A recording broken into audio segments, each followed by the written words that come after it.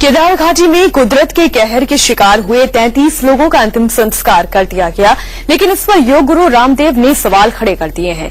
उनका कहना है कि जिस सम्मान और विधि विधान के साथ ये होना चाहिए था, ऐसा नहीं हो रहा है, ये गलत है। उत्तराखंड की आपदा में मारे गए आम लोगों के अंतिम संस्कार पर अब सवाल खड़े हो रहे हैं। राज्य सरकार का दावा है कि केदार घाटी में हुए 33 लोगों के अंतिम संस्कार को पूरे विधि विधान के साथ पूरा किया गया। बहुत ही राजकीय सम्मान के साथ और बहुत ही विधि विधान से उनका जो है वो अंत्येष्टि की गई।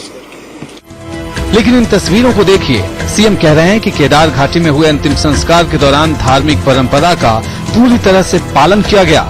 लेकिन अगर सिर्फ इन्हीं तस्वीरों की बात करें तो इसमें कहीं दाह संस्कार के वक्त जरूरी कर्मकांड पूरा होता दिख नहीं रहा। दाह संस्कार के लिए किसी तस्वीर में कोई पंडित नजर नहीं आता, सिवाय चिता पर लकड़ियों के रखने और घी डालने के, और बाकी कर्मकांड पूरा होता नहीं दिख रहा।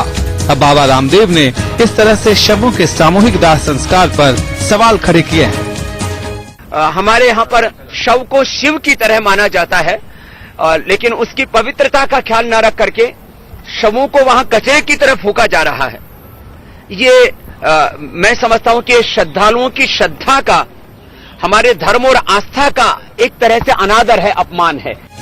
बाबा रामदेव इस आपदा में मारे गए आम लोगों का अंतिम संस्कार पूरे सम्मान के साथ किए जाने की मांग कर रहे हैं। सैनिक हमारे सम्मान के हकदार, उनको मिलना ही चाहिए, लेकिन श्रद्धालुओं को भी सम्मान का हक है, वो उनको नहीं मिल पा रहा है। अंतिम संस्कार के नाम पर शुरू हुआ ये विवाद गर्मा सकता है, क्योंकि इन तस्वीरों ने सीएम के उन दावों पर सवाल खड़े किए हैं जिसमें उन्होंने सभी विधि विधान को पूरा किए जाने की बात कही थी। देहरादून से मीरा रावत के साथ यतेंद्र शर्मा, दिल्ली, इंडिया न्यूज।